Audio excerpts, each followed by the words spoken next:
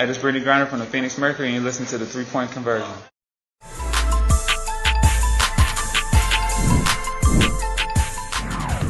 Talk a little bit about the progress of your bigs, and especially going into this game that Vegas poses so much on that front line.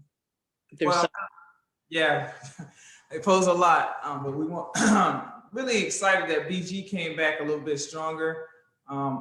As with these athletes now, they're eating different and everyone's getting a little bit lighter, but BG added more muscle. And so with that, I think it helps her finishes stronger and not get pushed around. So that's always great.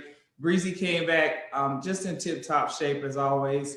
I think the confidence that she gained last year in the bubble, she's just, expanded that confidence now. So defensively, she does a lot of great things for us. And Kia Vaughn coming back, obviously, from working with her and just winning a championship in Turkey.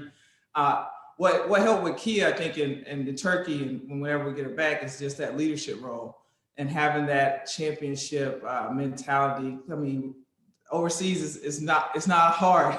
I mean, it's not easy overseas to win a championship. So at that caliber with those type of players. So she'll bring great leadership for us. So I'm really excited for what they're going to bring. So the matchup tomorrow night with A'ja Wilson and Breezy, certainly there's a weight difference. And, talk about that matchup in particular. Well, one thing, Breeze is a great shot blocker, so she can give her some space. She might be able to get a couple of, make her alter her shot, but it's going to be a team effort tomorrow. We're going to have to dig. Our guards are going to have to dig in on A'ja. We're going to have to make it a team effort. We can't just leave Breezy, obviously, solo with A'ja. I mean, a lot of teams don't want to do that at all. She's dominant in the paint. She has a variety of moves, and she's a lefty, so she, although we want to keep her off going to that left hand, it's difficult. She's a great player, and we're going to give her a certain amount of respect tomorrow. And at the same time, we're going to take it to her too as well. All right, next up, we have Jeff Metcalf of the Arizona Republic, followed by Danny Thompson. Can you just kind of give us the coaching staff perspective on Taurasi's injury and sort of walk us through what happened from the first Connecticut game until you found out that she had a fracture? Yeah, she just took a really tough shot to the chest, and we knew that, it kind of caught her off guard. A lot of people even called me that had watched the game on television, that told me she got hit pretty hard. I actually didn't see it happen live. I saw it later as we watched the game. But just having trouble breathing a little bit, and those 2 games she pushed through. She's a tough cookie, it's old school players, what I'm saying? We play through anything, but I'm just glad we caught it early, rather than late, because, it could have probably damaged it a little bit more. So now, she gets to rest up at, what is it, 39? She's 39? Yeah, 38. She get to rest up, get ready, come back, get 6 games in, hopefully, if all goes well, get ready for the Olympics, and she'll come back. It could have been something worse. So for me, I'm just like, we as a team, as a coaching staff, we got to look at the positive side. And we also get to see what some of these other players that we brought in, how they step up their games. I mean, it's the pros, so next man up, and you got to show us what you got now. No pressure, but, you got to be a pro, and you got to come ready to play and pick it up. You have some different options for what you can do. You could use Petty, or you could move Kia Nurse over. What do you think? What do you think Sandy might want to do there? Well, probably with Sandy, she's really confident in Shea and what Shea bought us last year. So even though it's a small tandem with Shea and Sky, they play big. I tell Shea all the time, they're small, but they play big. But also we have Meg, who's been a bright spot for us the last couple of practices. And she's tough, she's big, she can take contact, and she can finish. So we have some options. And you guys see tomorrow what we come with, and they got to they got to show up. So I'm excited. I'm personally, I think the rest of the coaching staff is excited to kind of really see what we have. And I think DT watching them and helping them and coaching them from the bench, she'll gain confidence in who we got as they show us in this stretch without her. And next up, we have Danny Thompson with the 3-point conversion, followed by Alex Simon. Chasity, Danny Thompson with the three-point conversion. Great to see you again, as always. Hi, Danny.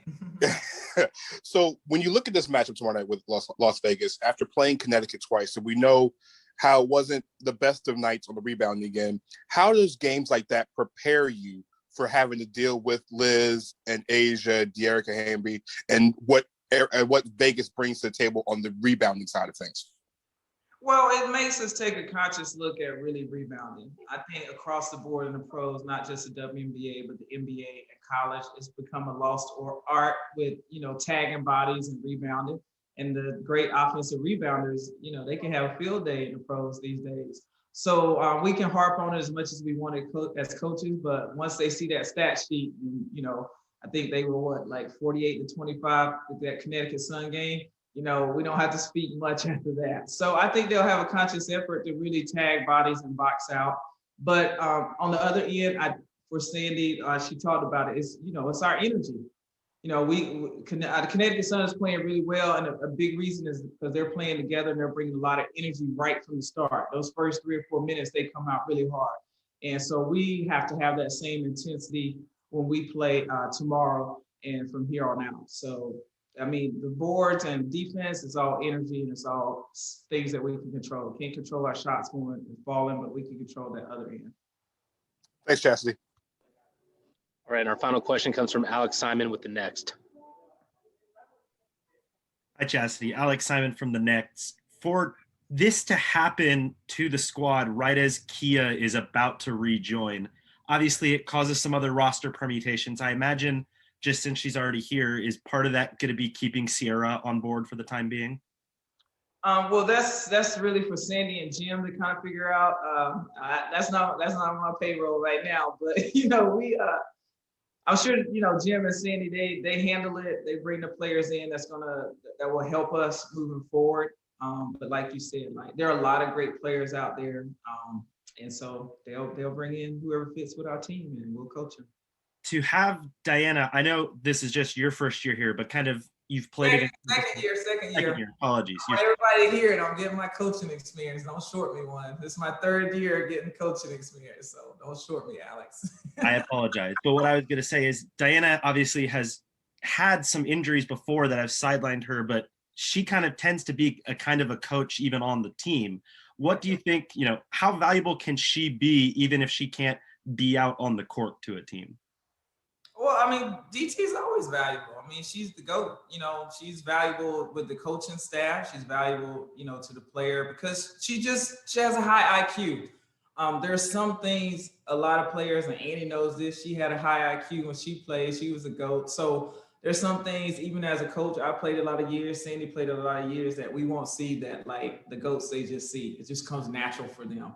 So she'll be able to help the guards and really relay things to them that we may miss, Now with the post, I tell her I got all that, to leave my post alone.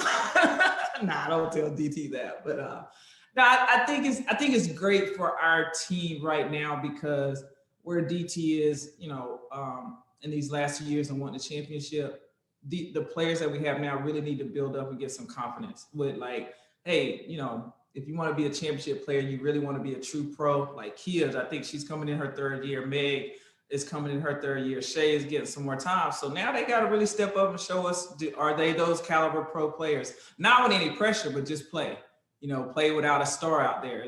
Things are a lot easier when you have DT on the floor now. So now, they get to go out there and really see it and really compete. And, it's a great opportunity for them. But yeah, DT's going to help all of us. She always helps all of us. All right, thanks for your time, Chas. No worries. Thank you, guys. All right.